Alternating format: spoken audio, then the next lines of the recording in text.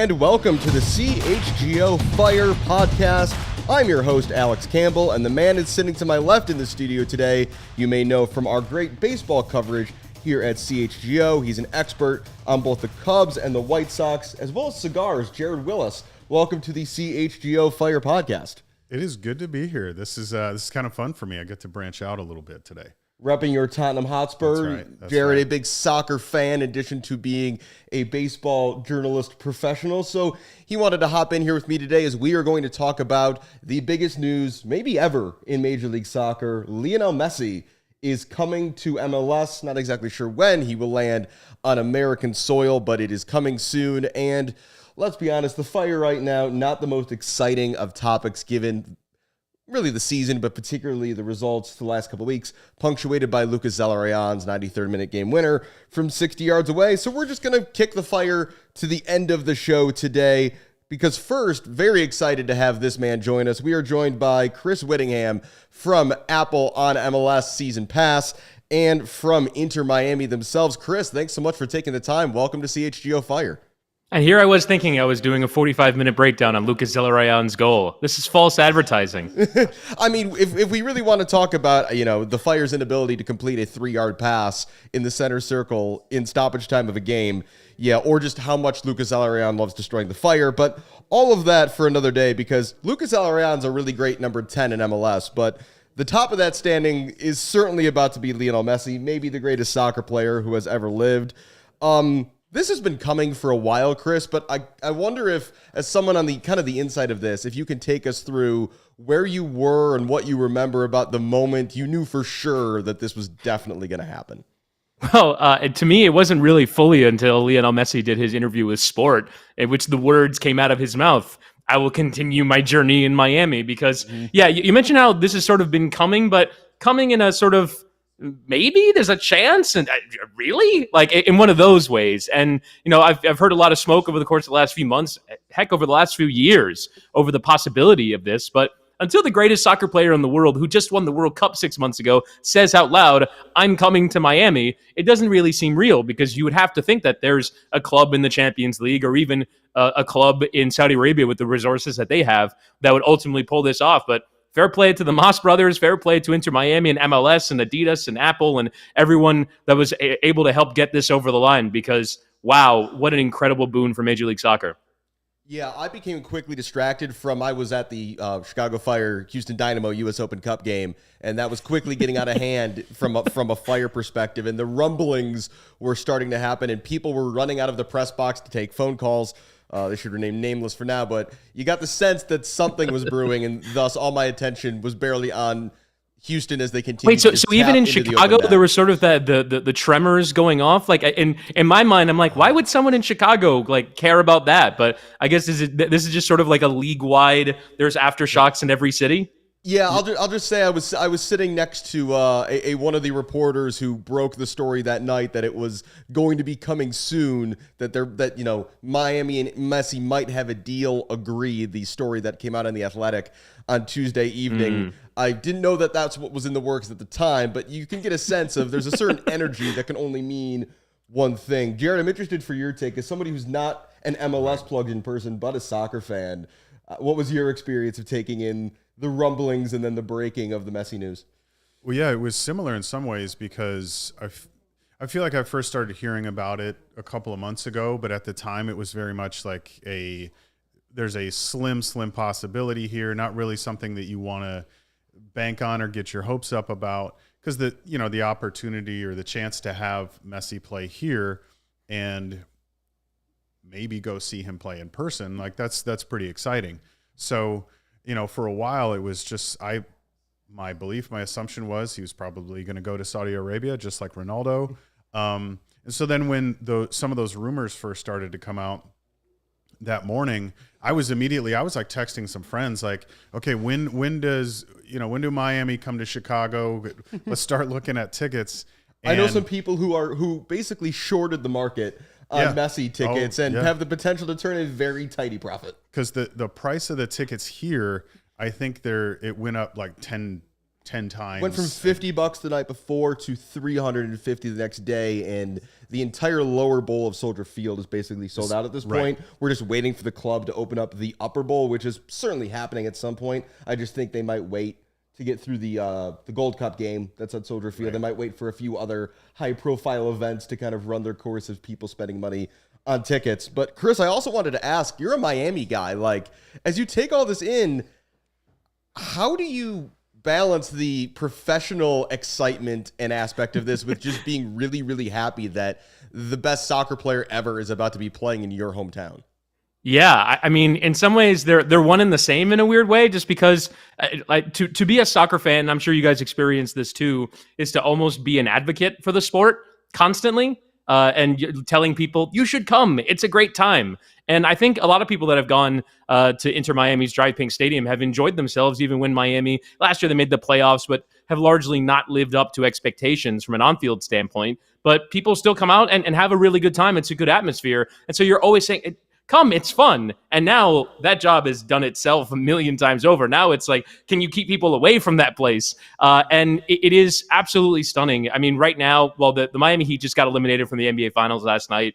The Florida Panthers are on the brink of elimination from the Stanley Cup Final as well. But this period in which both of those teams have gone through to the championship series of their respective leagues, and you get Lionel Messi on the back end of it. It's absolutely extraordinary. But yeah, the number of people that have texted me, that have reached out to me and say, hey, tickets, hey, do you want to come on my show? Hey, what's this going to be like? Tell me how big is this Messi guy? Like, it's absolutely extraordinary, just the sheer size of what we're talking about here, because this is the biggest athlete that perhaps has ever lived. And I know that might sound hyperbolic, but remember, 50 years ago when Pele was playing, the world wasn't as connected as it is now. And they all sort of convened every year at the World Cup every 4 years. Oh, who's this Brazilian guy? He's quite good.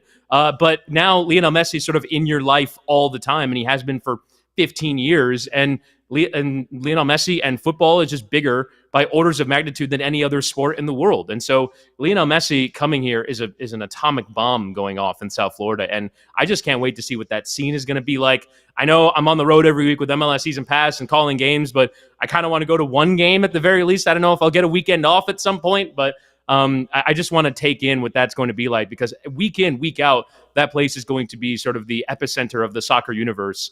And it's going to be crazy fun. I was going to say, we've also got your Florida Marlins just being the best team I've ever seen, only in the ninth inning against the White Sox. Jared was in person there I got to for see all it of that. firsthand. Yeah. I was going to ask though, Chris, is this unfair to the Heat and the Panthers, or is this a welcome distraction from what has been not the end of those journeys that Miami was probably hoping for, given that the Panthers could be out tonight?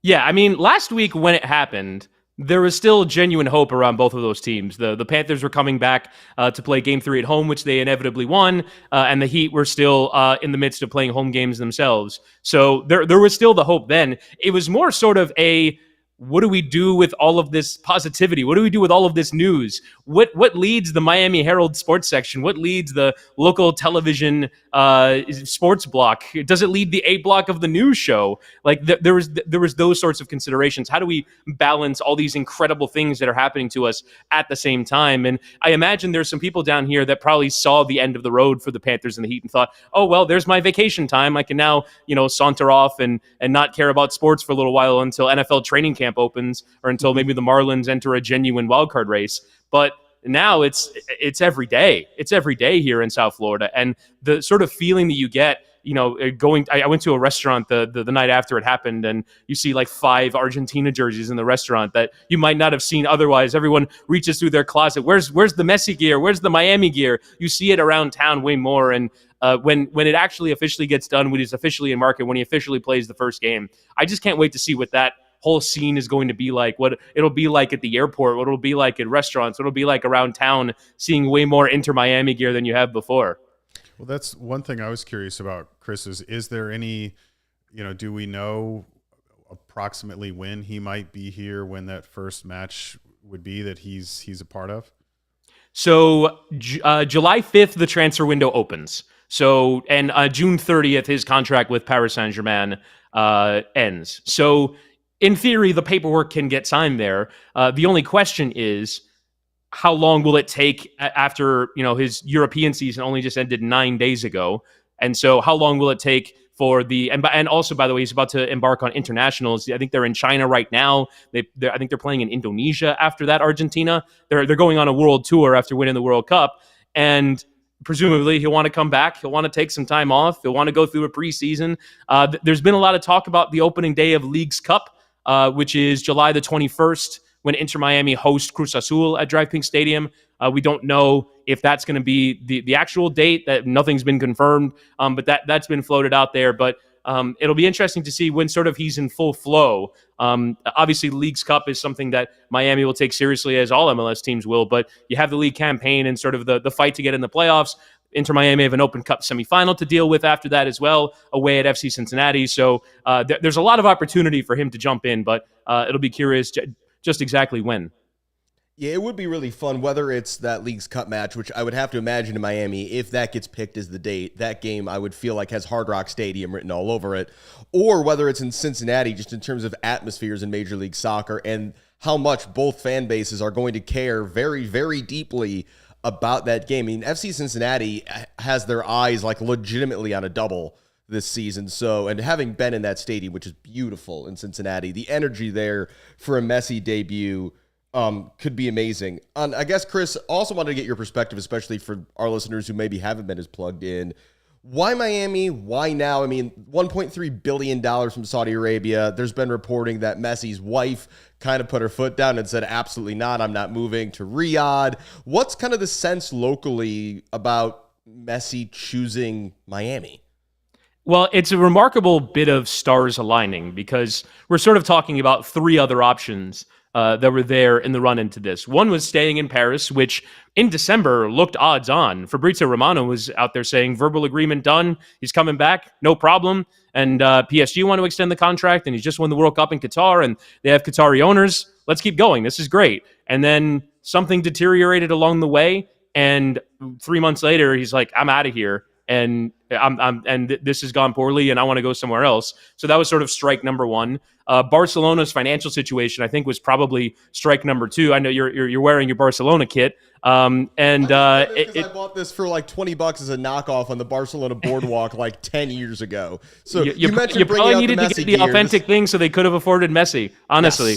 Yes. So their financial situation is such a disaster that they couldn't promise him that they would be able to register his contract. I genuinely think he wanted to go back. They're just in such a mess that they couldn't even offer him that much of a promise. Never mind the amounts of money that Miami or Saudi Arabia could offer. And then the Saudi thing, it's sort of unclear, right? Because, the Saudi sort of apparatus was leaking out there to particularly AFP, the wire service, that, hey, we've got him, we're ready, we've got the private jet ready to go to Riyadh. He just has to say the word and we'll whisk him away to Saudi Arabia. And it never happened. And I don't know why. I don't know what it was. It might have been the personal factor that you mentioned. Messi has sort of genuine Miami connections as well, having a place here and having spent time on vacation here as well. The family presumably likes it here. So there's a lot to like, obviously, about living in Miami, but it's more making that possibility come true and also making the financials come true, because Lionel Messi is not coming unless they put together some fairly extravagant financial package, considering what's on the table from Saudi Arabia. So it's making a lot of factors work. And to me, the biggest takeaway is just the way that all of those stars aligned to make this happen, because I would have not had said that's a genuine possibility 2 years ago. But in the intervening period, Miami have done everything they can to make it possible, and all those other things happen, and here they are pouncing to get Lionel Messi to come to Miami. Shout out to Tom in the chat for throwing stones in glass houses, criticizing Jared for his Tottenham support, but then admitting to being a Bears fan who lives in England. Why on earth would you have subjected yourself to what we put ourselves through every NFL season? I know. Tom, you feel my pain at least, though.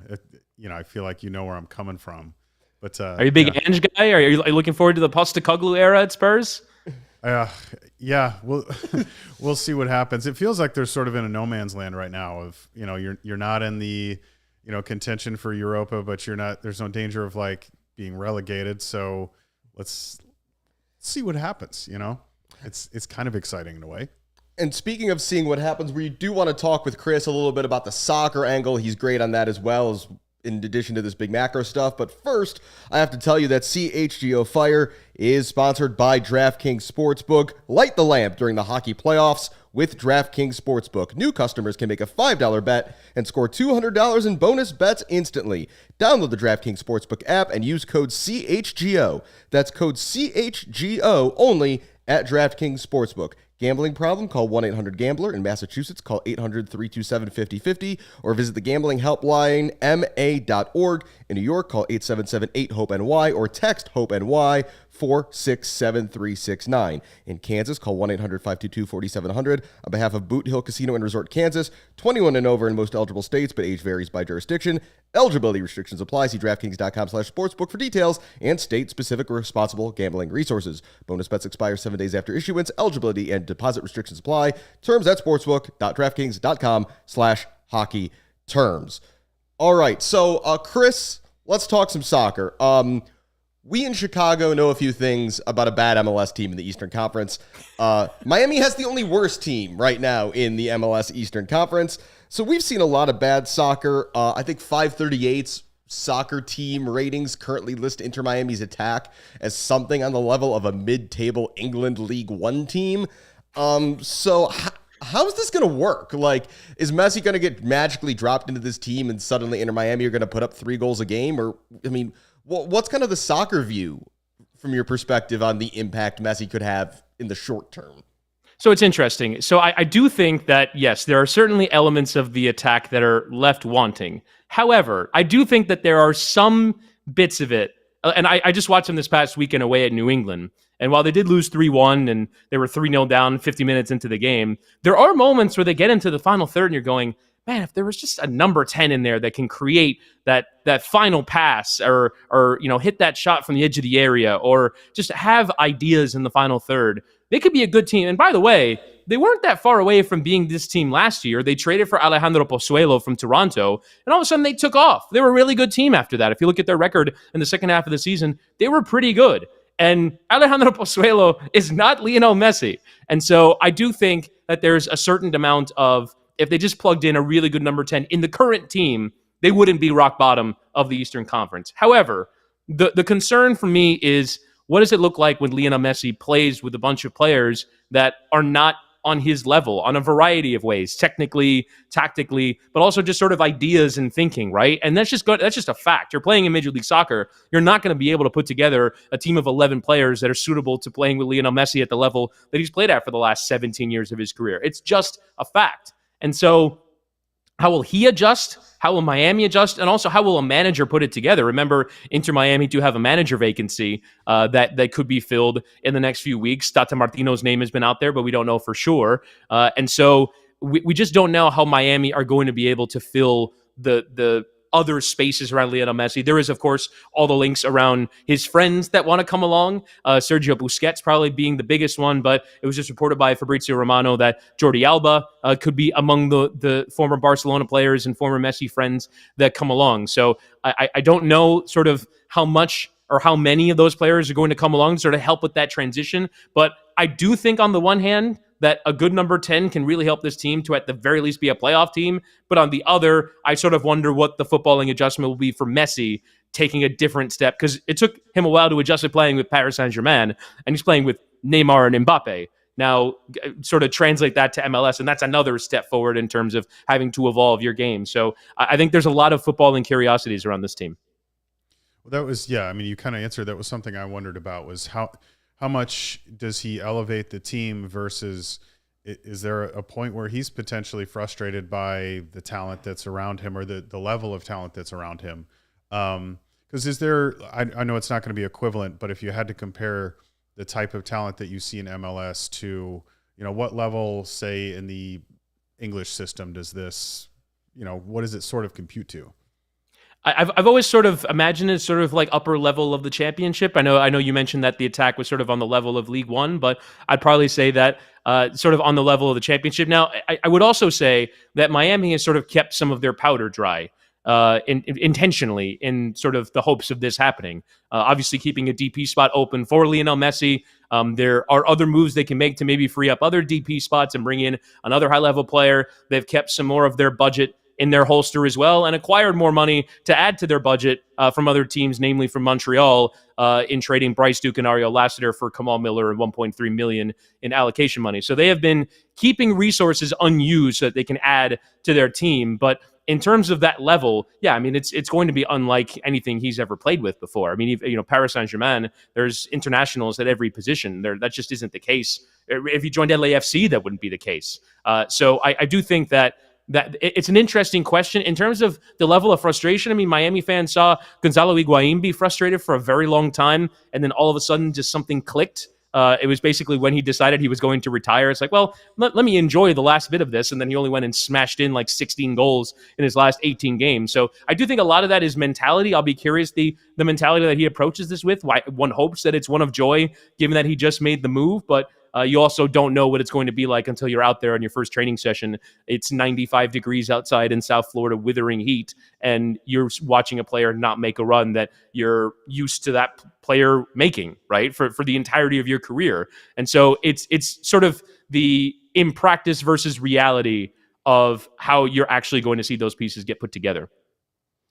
And Shy points out in the chat, Miami are currently also hamstrung this season because of sanctions that are running their course from when they essentially had 5 designated players a couple of years ago. So the options right now are a little limited. You talk, though, about just like the talent he's going to be surrounded by. I remember a few years ago here in Chicago when Bastian Schweinsteiger was playing for the Fire, you could tell the people on the field who he felt were on the same soccer IQ level as him and the people who weren't, based on his frustration with the runs people did or did not make. He certainly felt safer passing to people like Dax McCarty and Nemanja Nikolic and Georgi Mihailovic than he did passing to certain other players on the field who he did not feel were at that level. But Chris, given the roster restrictions, given that it's going to be a mid-season approach, what's kind of the realistic expectations, do you think, for Messi initially? Do they go all in on Open Cup and kind of say we'll figure out the roster stuff in the winter and then really go at MLS next year? What do you think it's, especially for fans in Miami and MLS fans more broadly, what do you think it's fair to expect from these next few months of Messi? I don't know what's fair, honestly. I really don't, just because we don't really know all the other players that are due to come in or go out as a result, and also how the manager is going to put it together, even how much time they'll have.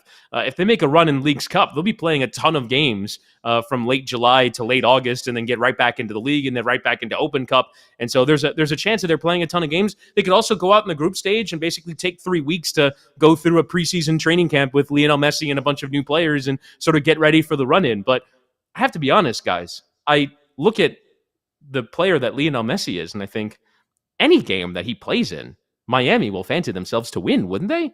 Away at New York, away at Atlanta, away at Chicago Fire, which is in the run into the season. You mentioned the tickets there.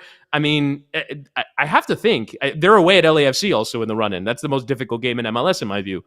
But Lionel Messi is orders of magnitude better than any player he's going to be playing against. Wouldn't you back him to put in a performance on almost any day? Now, that's probably not going to be every day, and I don't know if he's going to play every game or sort of what the levels of fitness will be or how it fits or if he's ready to adjust to the league from day one, because a lot worse players have struggled, but I don't know a player of his level in terms of that level of fit. But I have genuinely high hopes for Miami, because how could you not? It's Lionel Messi. You have to have high hopes, no? Yeah, also shout out to the guy who's arguing in the comment section that nobody cares about soccer, but he took the time to come to this podcast and argue. Thank you, Shai. Took the time to argue in the chat. And hit the like button while you're here, man. We appreciate it. Since you're here, just go ahead and numbers are numbers. Yeah. Chris, before we get you out of here, I do want to ask kind of a broadcasting nerd question.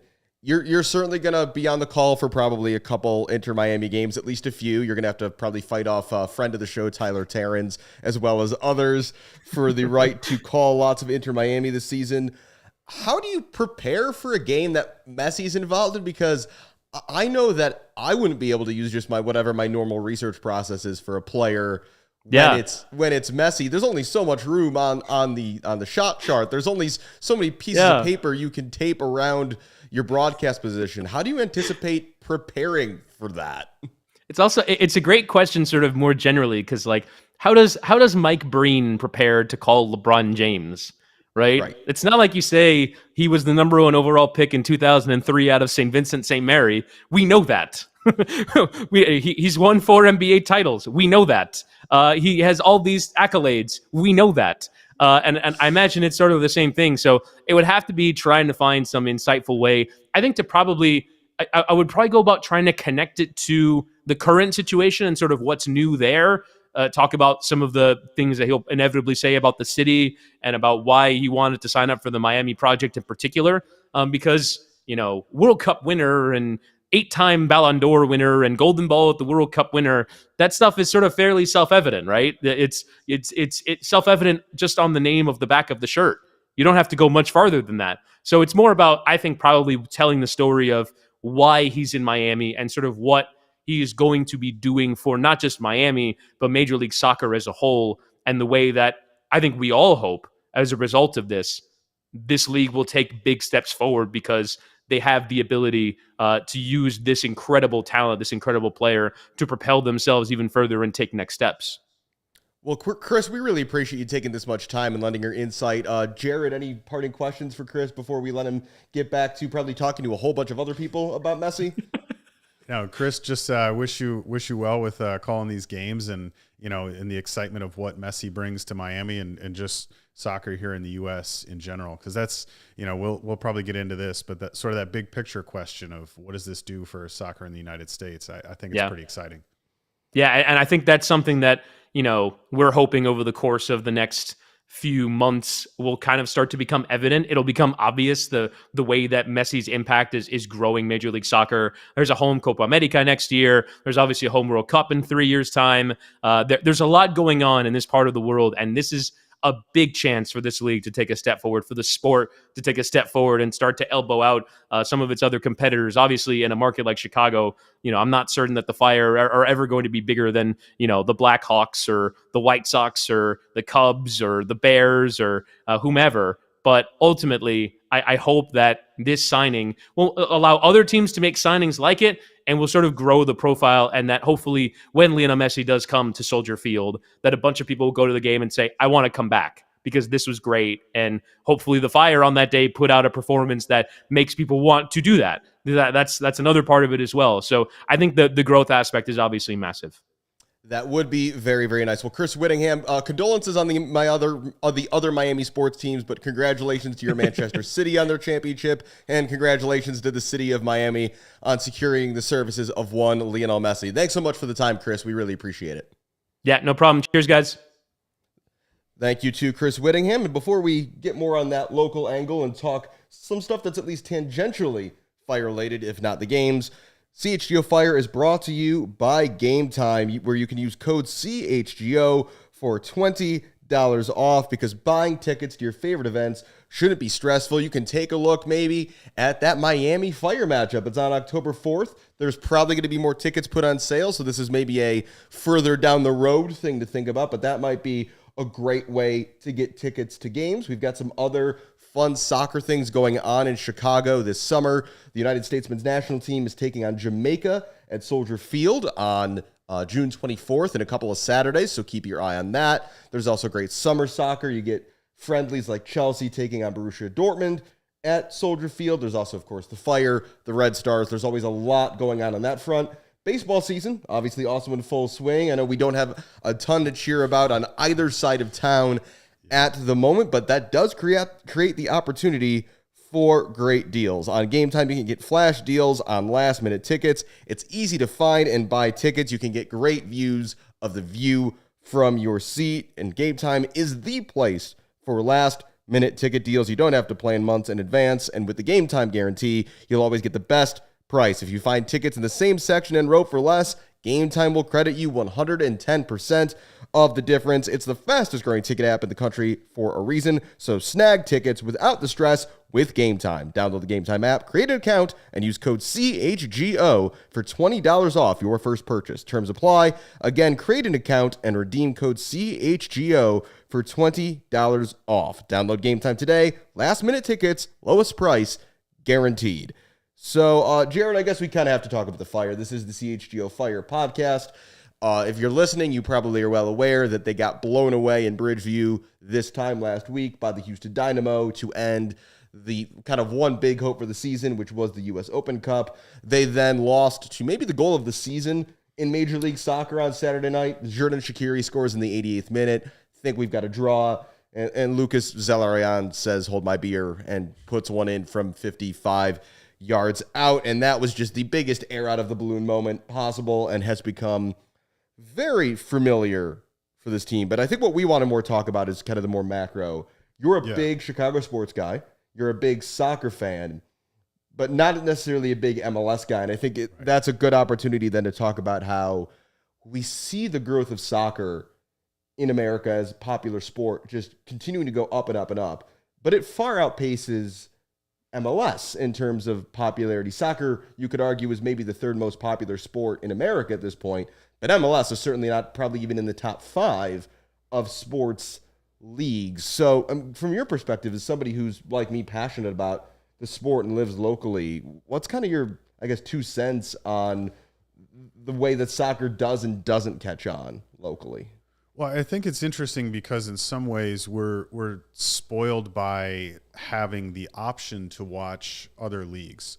Because you're right. I think soccer is a lot more popular here than maybe some people realize, including people who are in the chat comments today. But it is a very popular sport in this country. But the problem is I can get up on a Saturday morning and I can turn on Peacock or USA Network and watch a Premier League match. It's really easy for me to do that. It's really easy for me to watch games in Europe. And when I'm looking at like the level of play, the level of competition that I have access to that way, that's a lot more appealing. And there's also, with a lot of these clubs, there's history there where, it's kind of fun to learn the history of some of these clubs that have been around for a really long time. Over 100 years in a lot of cases, if we're talking about England specifically. Right. And that's kind of what I was thinking about. But and you compare that to even some of your oldest MLS teams, it's just not not the same. And so we're in one sense we're spoiled by options as far as like soccer that we can watch. But then in another sense, you're being local in Chicago, we're spoiled by options as far as other sports. So when I live here and I'm thinking about teams that I want to follow and watch and go to games for, there's so many choices. You only have so much bandwidth as a fan Right. to spread around, because it's interesting. We know soccer's super popular. I mean, people in MLS circles have referred to Chicago as a sleeping giant for years, because we know there are millions of soccer fans in Metro Chicago. You can see it anytime. When Mexico has played at Soldier Field, it's a sellout. And that's not just Chicago. That's people coming from around the Midwest, around the country. But, there was video going around these last couple of weeks of when Messi came off the bench to score for Argentina a hat trick against Panama in a Copa America game back in 2016, and how raucous the crowd is for that. These summer friendlies, we see it, like, we know there's the people there and the interest there. It's just, I don't think the Fire would have to make a Messi-sized splash to get more of that attention. But yeah, it's definitely a really crowded local sports market. I guess that's kind of a question then to throw back at you. The Fire, and Chris made this point, aren't going to pass any of the big established teams in terms of local popularity. But from your perspective, what do you think it would take for them to just be in the conversation? Because in a lot of ways right now they're not. Right. They're really not. In Chicago, I think the sports fan base in general has demonstrated that in this town, we're willing to back teams that they don't have to be championship teams all the time. Chicago fans are very loyal to whether it's the Bears, the Bulls, the Cubs, and the White Sox. We don't need to see perennial champions. Obviously, everybody wants that. So I don't think it's a question of obviously if the Fire were good, that would help. But I think it becomes a question of, when you look at what Miami did with Messi, does that create some sort of a roadmap for other teams in MLS? You're not necessarily going to sign guys of his caliber because he's one of one. Right. There's not another one of him floating around. You're not talking about that kind of thing. But even just for this large number of fans here, like me, who watch the Premier League all the time, and if some of the names that you get to know over there, the players that you follow over there, if it becomes a realistic possibility that, hey, this guy that I've really enjoyed watching there might actually come to this country and play for the Fire or play for a team here, I think the more that happens, the better that is for the league. And again, I think it's interesting just to see, does Messi create sort of a roadmap for that being a realistic possibility for other teams? Well, I think Chris kind of alluded to this, and maybe he couldn't dive in on it as much because he does indirectly work. He does do official league broadcasting, but there's been some good columns. Paul Tenorio in The Athletic had one out yesterday, another Chicago guy, about what he's hoping happens here. And the hope is, and I'm in this group, is that this and the financial shenanigans Miami is going to have to pull in order to get this done and to do what Messi wants in terms of signing people like Sergio Busquets, Jordi Alba, Angel Di Maria, is that basically the league is going to finally have to tear up the roster rules and say, okay, let's open it up. Because what I've wanted to see for years is give the teams a hard salary cap, tell them what the number is, and then let them spend that money how they want. Because you talk about a team like Chicago, for example, Joe Mansueto, the owner of the Fire, is just as rich as a lot of owners of big European soccer clubs. The Fire have the money. If they wanted to go out and spend 30, 40, $50 million on a transfer, the Fire have the resources to do it. They just can't afford to pay those guys. There's no transfer fee limit in MLS, but there are salary rules. And the guys who would command that kind of fee, the sorts of, guys, who are going to be not household names, but known commodities to European fans, American fans of European soccer, they're just going to command salaries that don't fit in. Right. Xherdan Shaqiri is, as of right now, the highest paid player in Major League Soccer. He makes $8.25 million a year, which is not a small amount of money. But if that's kind of your ceiling, there's only so many players you can get there. Messi's base salary is rumored to be something on the order of $26 million, which is cheap for Messi. His reported salary at PSG these last 2 seasons was something on the order of 60 million euros a year. Him and Kylian Mbappe, I think, were basically on matching salaries there. Neymar's right in that group as well. I think PSG was fielding the 3 most expensive by salary players in the world, all on their team. So again, MLS teams, there's a lot of them. The Fire among them, Atlanta, LAFC, trying to think who else. I mean, New York City FC is owned by Manchester City. Like, there's limitless money there. The money is there if MLS is willing to let teams spend it. So I'm really hoping that in exchange for basically the whole league is kind of helping here, because there's equity in this Messi deal and ways teams are giving up dollars for Messi to score goals against them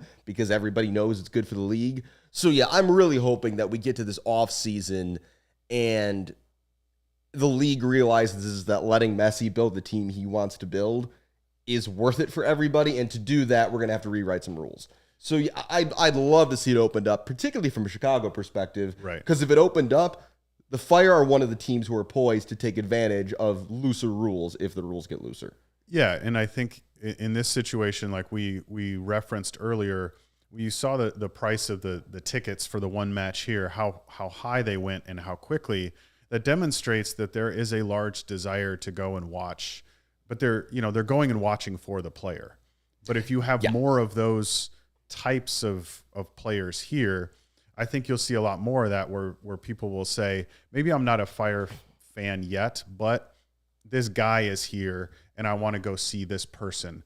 He plays for that team that's visiting, or he plays for the Fire. Right, especially because it's a single entity league. And financially, there are only so many places you can make gains for your team that you get to keep all of. And one of the things you get to keep all of is game day gate, beer, food, hot dogs, concession stand, all of that. That's where teams have an ability to make themselves money that they don't have to give to other people. You look at last year, the best attended Fire game at Soldier Field last season was against the LA Galaxy. And the reason it was the best attended game is because Chicharito Hernandez, Mexican superstar, plays for the Galaxy. And which is, again, we don't need to get into this today, but it's why it was very frustrating that the Fire didn't make a better run at a guy like Chicharito, or went 11 years without a single Mexican player on the roster. It's like, if the biggest differentiator, if financially to you as a club, winning and losing only matters so much, and the thing you can really get money out of is putting the butts in the seats, the Fire have not done the best job they could have of simply,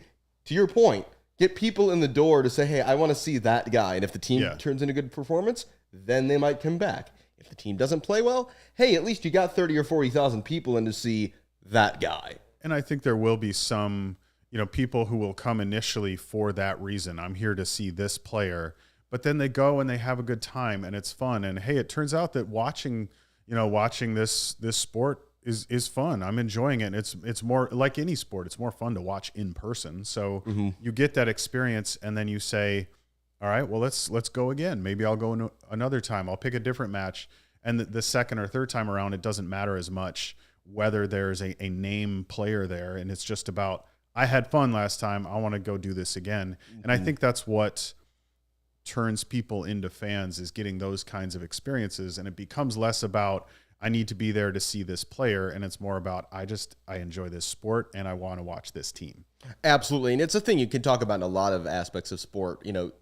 The thought of that, MLS isn't a good enough level, is a barrier to entry to a lot of people. But once you're around it, once you experience it, it's the stories, it's the personalities. That's what drives our interest in sports. It's what we love. We love to know.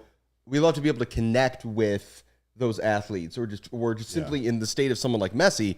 Being in their presence might simply be just this aura this is an incredible thing I like being around. And if you've been in a really good soccer crowd, like, you can feel that, like, the sport just has a certain energy to it that once you've experienced it, is really infectious no matter what the level of the play on the pitch is, if the atmosphere around it is that good. So we mentioned multiple times, Messi's coming to Soldier Field probably on October 4th.